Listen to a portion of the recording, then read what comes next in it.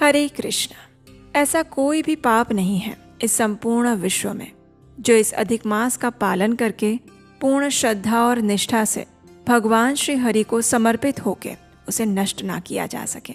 हमारे शास्त्रों में बार बार वर्णन आता है कि ये पुरुषोत्तम मास के अंदर स्वयं भगवान श्री कृष्ण की शक्तियां छिपी हुई है और इसीलिए ये अत्यंत शक्तिशाली मास है जो हमारे जघन्य पापों को भी एक क्षण में भस्म कर देने की क्षमता रखता है। और इसी अधिक मास या पुरुषोत्तम मास की प्रातःकाल वेला में आप सबका स्वागत है। आज इस समय आप भागवत पुराण से ली गई इन सुंदर कथाओं का श्रवण करने के लिए यहाँ पर उपस्थित हुए हैं और ये देखकर परम भगवान पुरुषोत्तम अवश्य ही आपके ऊपर प्रसन्न हो रहे होंगे। तो चलिए इस समय हम श्रवण कर रहे हैं पुरुषोत्तम मास की सुंदर पौराणिक कथाओं को। तो आइए हमारी इसी कथा श्रृंखला को आगे बढ़ाते हैं और सुनते हैं आज की अधिक मास व्रत कथा। और इस संपूर्ण कथा के अंत में सुनेंगे भगवत गीता का 15वां अध्याय पुरुषोत्तम योग। आइए अब आज की कथा आरंभ करते हैं।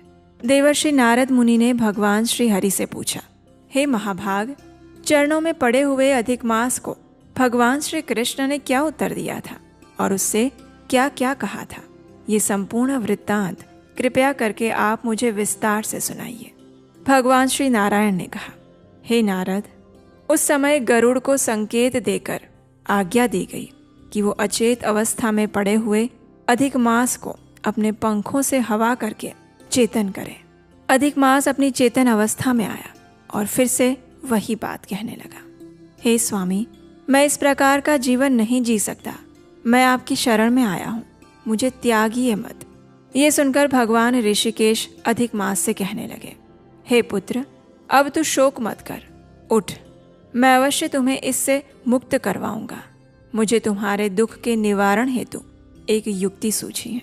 हे वत्स, तू मेरे साथ योगियों को भी दुर्लभ ऐसे गोलोक वृंदावन में गोपजनों के मध्य में भगवान श्री कृष्ण मुरली मनोहर दीनानाथ भक्त वत्सल भगवान विराजमान हैं। वे भगवान श्री कृष्ण ही दुख हरण करने वाले हैं, वे ही तुम्हारा दुख दूर करेंगे। आओ पुत्र, हम दोनों उनके पास चलते हैं। इतना कहकर भगवान विष्णु ने अधिक मास का हाथ पकड़ लिया और फिर वे गोलोक वृंदावन जाने के लिए निकल पड़े। इस भौतिक जगत के पार एक सुंदर गोलोक वृंदावन अवस्थित है जो 3 करोड़ योजन मंडलाकार भूमि में तेज स्वरूप रत्नों से युक्त है। योगी गण इसे स्वप्न में भी नहीं देख सकते। केवल वैष्णवजन भगवान श्री कृष्ण के भक्त ही उसके बारे में जानते हैं और वे ही वहां पर पहुंच सकते हैं। वो आदि व्याधि उपाधि जरा मृत्यु और शोक रहित और अगणित मंदिरों से सुशोभित है। गोलोक वृंदावन के दाईं ओर जो शिवलोक है, वहां भस्म रमाए हुए सर्पों का यज्ञोपवीत धारण करने वाले भगवान शिव अपने गणों के साथ रहते हैं। गोपेश वेशधारी, कोटि चंद्रमा के समान शोभायमान, भक्तों पर दया रखने वाले, इच्छा से रहित, निर्विकार, परम परिपूर्ण प्रभु रास मंडल के मध्य विराजमान रास रासेश्वर श्री हरि भगवान श्री कृष्ण गोलोक में विराजते हैं।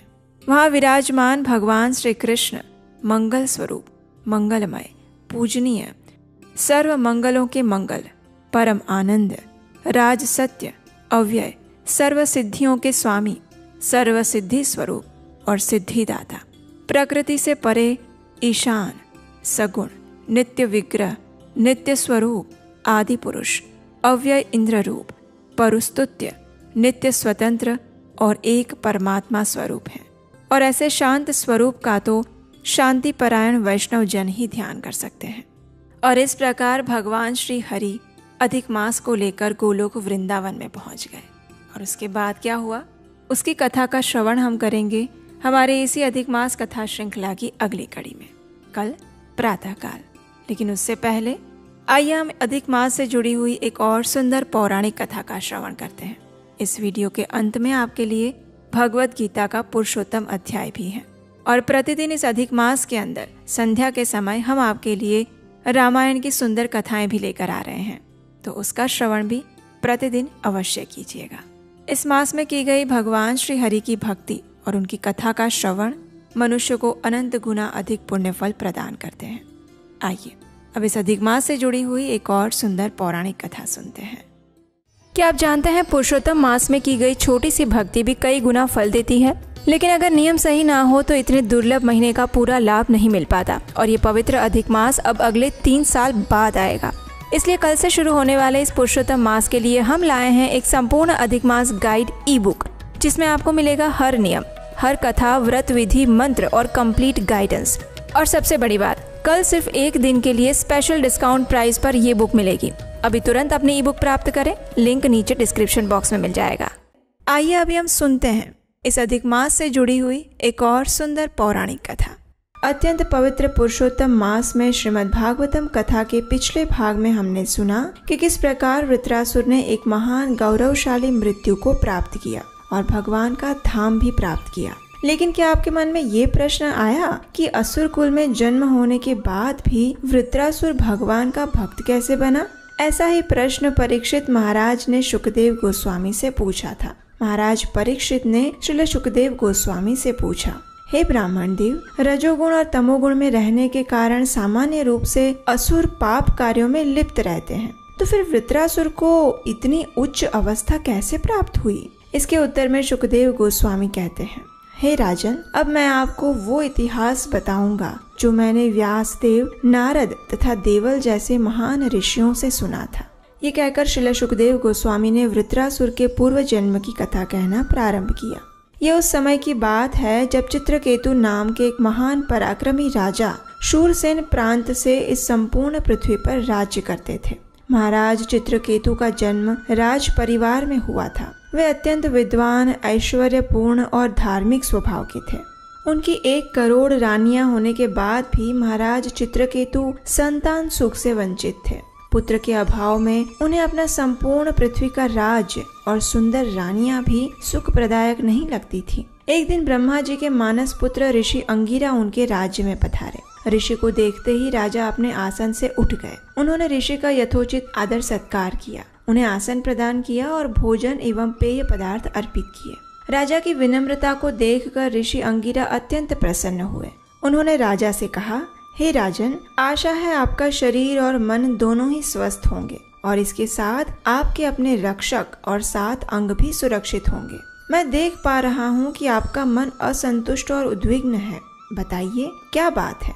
ऋषि अंगिरा के प्रेम पूर्ण वचनों को सुनकर राजा चित्रकेतु ने कहा, हे महर्षि, आप तो त्रिकालज्ञ हैं। जिस प्रकार भूख और प्यास से व्याकुल व्यक्ति को सुगंधित पुष्पों के हार और चंदन का लेप कोई सुख नहीं देता, उसी प्रकार पुत्र के अभाव में पृथ्वी का ये निष्कंटक राज्य मुझे कोई सुख नहीं दे पा रहा है। हे ऋषिवर, कृपया हमें एक पुत्र प्रदान करके मुझे और मेरे पूर्वजों को नरक में गिरने से बचा लीजिए। राजा के प्रति दयालु ऋषि अंगिरा ने एक विशेष यज्ञ का आयोजन किया, जिसमें त्वष्टा देवता को खीर का भोग लगाया गया और उसे प्रसाद के रूप में राजा चित्रकेतु की पटरानी कृतद्युति को दिया गया। उस समय ऋषि अंगिरा ने राजा से कहा, हे राजन, आपका ये पुत्र आपके हर्ष और शोक दोनों का कारण बनेगा, इसलिए उसका नाम होगा हर्ष शोक। इतना कहकर ऋषि वहाँ से चले गए। कुछ समय बाद रानी कृतद्युति ने सुंदर राजकुमार को जन्म दिया। संपूर्ण राज्य में मानो खुशी की लहरें उठ गई। राजा चित्रकेतु की प्रसन्नता की कोई सीमा नहीं रही। उन्होंने ब्राह्मणों को विपुल मात्रा में धन, सोना, चांदी, आभूषण और 60 करोड़ गायें दान में दी। सभी प्रजा को अपनी इच्छा अनुसार उपहार दिए। अब राजा चित्रकेतु अत्यंत सावधानी पूर्वक नवजात शिशु का लालन पालन करने लगे थे। पुत्र आने के कारण अब राजा उनकी पत्नी कृतद्युति को भी विशेष समय और सम्मान देने लग गए थे और ये देखकर राजा की अन्य रानियों में ईर्ष्या का भाव जन्म लेने लगा। राजा उनके प्रति अब उपेक्षित रहने लगे थे। ये देखकर रानियों में इस पुत्र को लेकर ईर्ष्या इतनी तीव्र हो गई कि एक दिन उन सब ने मिलकर एक अत्यंत जघन्य पाप कृत्य कर दिया। एक दिन दोपहर के समय रानी कृतद्युति अपने नवजात पुत्र को सुलाकर राजमहल में टहल रही थी। लंबे समय बाद भी जब राजकुमार नहीं उठा तो उसने अपनी दासी को बुलाया और कहा कि वह उसके पुत्र को ले आए। जब दासी उस नवजात बालक के पालने के पास पहुंची तो वह चिल्ला उठी। उसने देखा वह राजकुमार मृतप्राय पड़ा हुआ था और उसकी हत्या करने वाला और कोई नहीं अपितु राजा की ईर्ष्या से ग्रस्त अन्य रानियां थी, जिन्होंने राजकुमार को विष दे दिया था। ये देखकर दासी जोर जोर से क्रंदन करने लगी। बालक की मृत्यु का समाचार तीव्र गति से संपूर्ण राजमहल और राज्य में फैल गया। राजा चित्रकेतु और रानी कृतद्युति ने अपने प्राण खो दिए। दोनों ही जमीन पर गिरकर क्रंदन करने लगे। अपने भाग्य पर शोक करते हुए ऐसा लग रहा था मानो राजा चित्रकेतु इसी क्षण अपने प्राण त्याग देंगे। और उस समय ऋषि अंगिरा और देवर्षि नारद वहां राजा चित्रकेतु के पास आए। राजा अपने मृत पुत्र के पास स्वयं मृत की भांति लेटे हुए थे।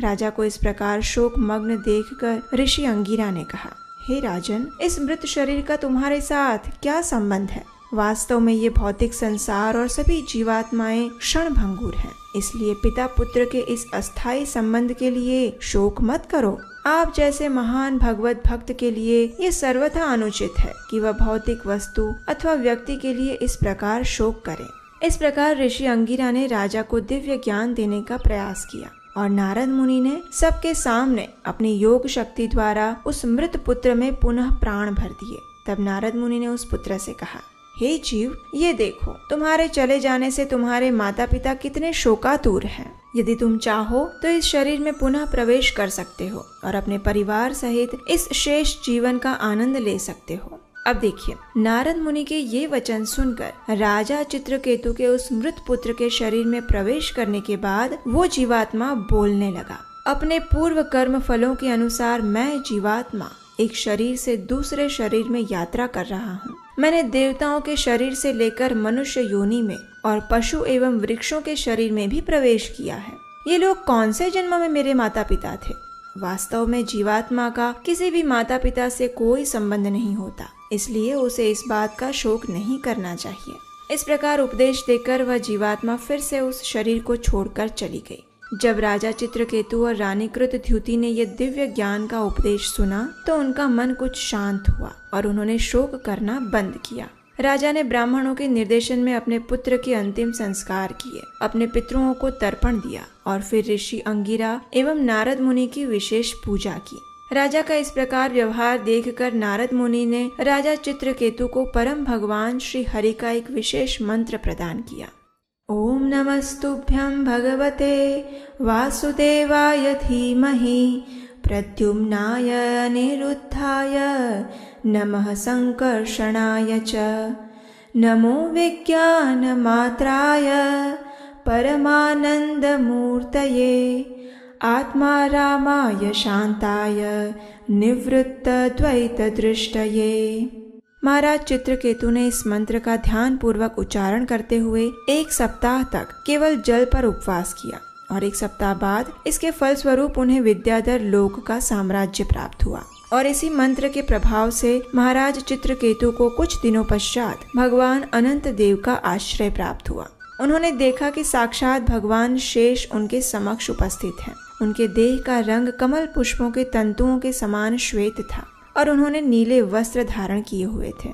वे मंद स्मित कर रहे थे और सनत कुमार इत्यादि ऋषिगण उनके आसपास उनका स्तुति गान कर रहे थे।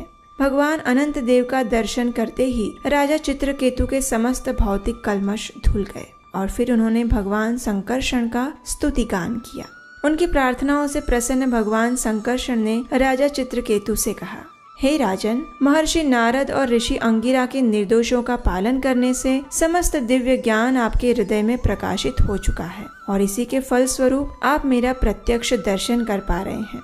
यदि आप भौतिक भोगों से अनासक्त रहकर भक्तिमय जीवन के सार को समझ जाएंगे तो इसी जीवन काल में आपको मेरा शाश्वत संग प्राप्त होगा और जीवन की परमोच्च पूर्णता प्राप्त कर पाएंगे। इतना कहकर भगवान संकर्षण अंतर्धान हो गए और इस प्रकार अब महाराज चित्रकेतु विद्याधरों के राजा नियुक्त हुए और भगवान विष्णु द्वारा दिए गए विमान में बैठकर संपूर्ण ब्रह्मांड की यात्राएं करने लगे। लेकिन अब आप सोच रहे होंगे कि ये तो महाराज चित्रकेतु की कथा थी, इसमें वृत्रासुर का क्या संबंध है? तो इसके विषय में हम आपको बताएंगे इसी कथा की अगली कड़ी में। लेकिन इस कथा के दूसरे भाग को सुनने के लिए आपको इस चैनल उपदेशाष्टकम को सब्सक्राइब करना होगा। तो जल्दी से नीचे जाकर सब्सक्राइब बटन पर क्लिक करिए और इस अधिक मास में प्रतिदिन श्रीमद् भागवतम से रसपूर्ण कथाओं का आस्वादन करते रहिए।